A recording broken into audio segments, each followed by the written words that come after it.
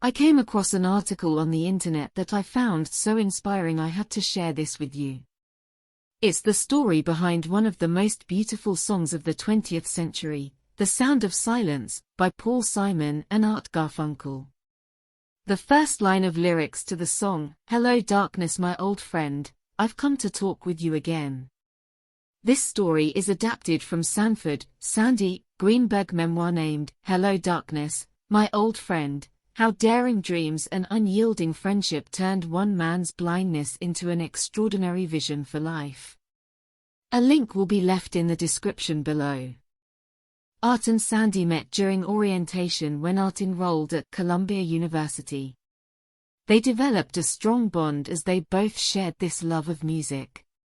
They became roommates and also best friends. The two friends had made a promise to one another that they would always be there for each other, no matter what. Sandy hadn't been in college very long when tragedy struck. His vision was very blurry, and after consulting with doctors, the outcome was temporary conjunctivitis. As time went by, his vision deteriorated, and after consulting with a specialist, Sandy was given the news that severe glaucoma is destroying his optic nerves.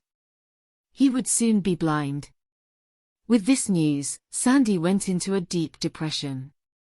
His future looked bleak as he would soon be completely blind.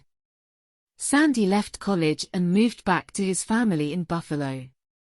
He cut himself off from the world. He answered no calls, responded to no mail, and spoke to none of his friends. Art wasn't having any of this. He flew to Buffalo unannounced and landed on his friend's doorstep.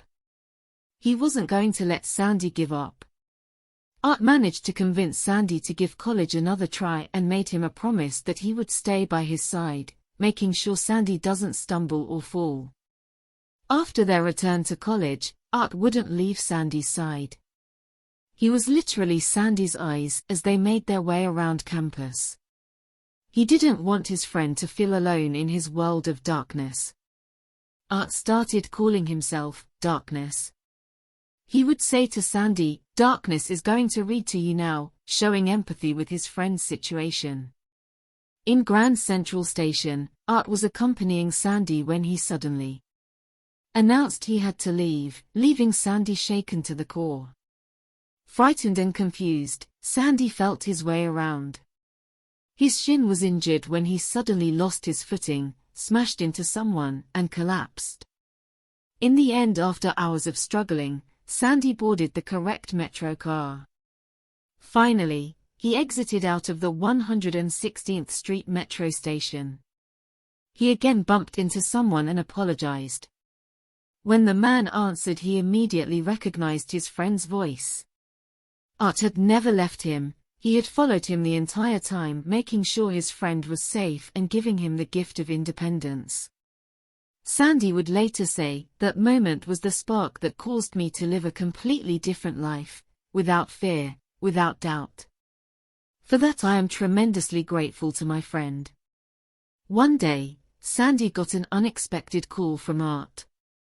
He had formed a band with a friend from high school, Paul Simon, and wanted to record their first album, but they needed $400. Sandy and his wife only had a little over $400 in their account, but he didn't hesitate for 1 second. He gave Art the $400 to make the recording. The first album Art and Paul released wasn't successful, but there was one song on it that became a #1 hit. The Sound of Silence.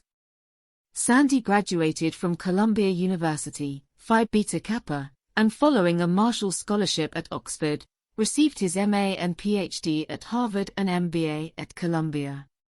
His career as an entrepreneur and investor began when he invented, of necessity, a speech compression machine for those who need to listen and absorb large volumes of printed matter. He subsequently founded several enterprises, including a company that produced specialized computer simulators and the first database tracking antibiotic resistance globally.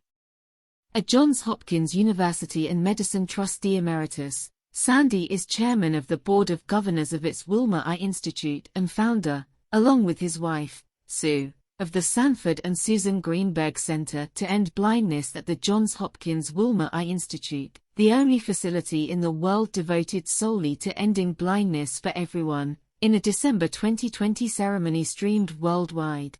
Sandy and Sue awarded the initial Greenberg Prizes, $3 million in aggregate, to those researchers who have made the greatest progress toward ending blindness for all mankind.